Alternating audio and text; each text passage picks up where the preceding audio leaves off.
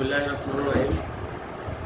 আলহামদুলিল্লাহি রাব্বিল আলামিন, ওয়াসসালাতু ওয়াসসালামু আলা সাইয়্যিদিল মুরসালিন ওয়া আলা আলিহি ওয়া আসহাবিহি আজমাইন। নির্বাচন বিষয় অন্তর্বর্তীকালীন সরকারের অধীনে আগামী 26 সালে ফেব্রুয়ারি মাসে নির্বাচনের কথা ঘোষণা হয়েছে। রাজনৈতিক দলগুলো এবং দেশবাসী মৌলিক সংস্কার সাধন করে নির্বাচন কমিশন, প্রশাসন, আইন শৃঙ্খলা বাহিনী এবং যদি নিরপেক্ষ সুষ্ঠু লেভেল প্লেইং ফিল্ড তৈরি করতে পারে, জামায়াত অংশগ্রহণ করবে ইনশাআল্লাহ। এবং জাতীয়ভাবে আমি মনে করি দেশবাসী আজকে অতীতে তাদের তারা শাসন শোষণ করেছে, তাদের পরিবর্তন করে ন্যায় ইনসাফপূর্ণ মানবিক রাষ্ট্র প্রতিষ্ঠার দিকে মানুষ অবশ্যই সারা দেশেই একটি আবহাওয়া তৈরি হয়েছে এবং মানুষ পরিবর্তন চায়। নতুন বাংলাদেশ গড়ার জন্য জামাত ইসলামীকে মানুষ নির্বাচিত করবে। সেই হিসেবে আমরা মনে করি রাজবাড়ী 1 এবং 2 আসনেও আমরা নির্বাচিত হবে ইনশাআল্লাহ।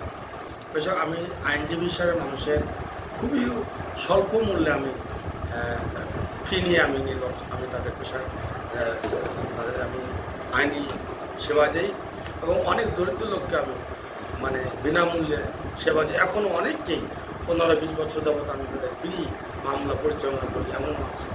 আমি এই অঙ্গনে আমি মনে করি যে আমাদের যে রাজবাড়ী কোর্ট, সেখানে আইনজীবী এবং আইনজীবী সহকারী এবং স্থানীয়ভাবে যারা জনগণ আছেন এলাকার, তারা সকলেই আমার কাছে মনে হয় যে আমার এই ধরনের আচরণের ব্যাপারে সকলেই আকাঙ্ক্ষায় জনগণের প্রতিফলন ঘটে দাঁড়িপাল্লার প্রতীকে বিজয়ী হন, তাহলে আপনি কি করবেন? আমি রাজবাড়ী 1 এবং 2 আসনের এলাকাতে তথা রাজবাড়ী জেলাতে সমস্যা রয়েছে। মৌলিক সমস্যা হলো এখানে নদী ভাঙন, পদ্মা নদীর ভাঙন। এটা আমরা স্থায়ীভাবে ব্লক তৈরির মাধ্যমে সমাধান করতে চাই, যাতে মানুষ বাড়িঘর ভেঙে নিঃস্ব আর না হয়ে যায়। এবং পদ্মা ব্যারেজের অবশ্যই আমরা চেষ্টা করব আমরা পদ্মা সেতু, দ্বিতীয় পদ্মা সেতু করা।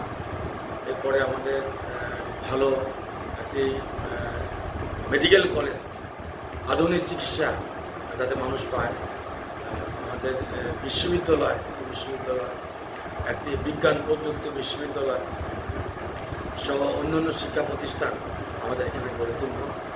এরপরে মানুষের কর্মসংস্থানের জন্য শিল্প প্রতিষ্ঠান আমরা করার চেষ্টা করব এবং এই এলাকার যে মানুষের যে বিভিন্ন রকম চলাচলের জন্য পৌরসভা সহ বিভিন্ন এলাকার যে মৌলিক রাস্তাগুলো রয়েছে, এগুলো আমরা আশা করি যে ভালো মানের রাস্তা সমস্যা এই এলাকাটি জনগণের জন্য নিরাপদ পরিবহন এবং এখানে স্বল্প মূল্যে চলাচল করতে পারে। তো বিশ্বের কোনো দেশের মতো এই পরিবহনটাকে আমরা গুরুত্ব দিয়ে রেল অঙ্গনে রাজবাড়িতে ওয়ার্কশপ করার কথা আছে, অবশ্যই আমরা করব। এবং এই রেলের যে ট্রেন সংখ্যা বা আদার্স মান, এটা ইনশাল্লাহ আমরা জামাত ইসলামের ক্ষমতায় গেলে অবশ্যই আরও উন্নয়ন। আমি বলতে চাই ধন্যবাদ আপনাকে যে রাজবাড়িতে বিএনপির যারা নেতৃত্ব দিচ্ছেন, এখানে সকলের সাথে আমাদের জোটগতভাবে আগে সুসম্পর্ক ছিল। আমরা মনে করি যে আসলে এখানে কোনো সমস্যা হবে না। আমরা তাদের মতো তারা তাদের নির্বাচনী প্রচারণা চালাবে, আমরাও এখানে গণতান্ত্রিকভাবে পূর্ণ আমাদের জনগণের কাছে আমরা আমাদের শক্তি নিয়ে আমরা নির্বাচন করব। এখানে রাজবাড়িতে কোনো ব্যর্থ করবে আমরা আশা করি। জাতীয় পরিচয় অনুযায়ী আমাদের কেন্দ্র কমিটি রাজবাড়ী 1 এবং 2 আসনে করা হচ্ছে, প্রস্তুতি চলছে, আমাদের সকল পর্যায়ে প্রস্তুতি আছে।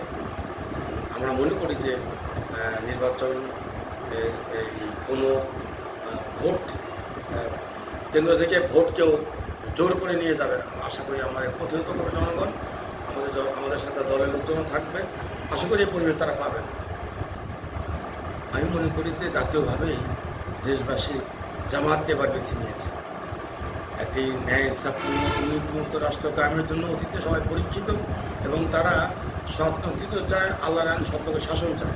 এই জন্য জামাত ইসলামী সারা দেশবাসী জামাতকে বেছে নিয়েছে। সে আলোকে রাজবাড়িতেও আমরা মনে করি জনগণ দলমত ধর্ম নির্বিশেষে জনগণ জামাতের পক্ষে মতামত দেবে এবং জামাত প্রার্থীকে বিজয়ী করবে ইনশাআল্লাহ।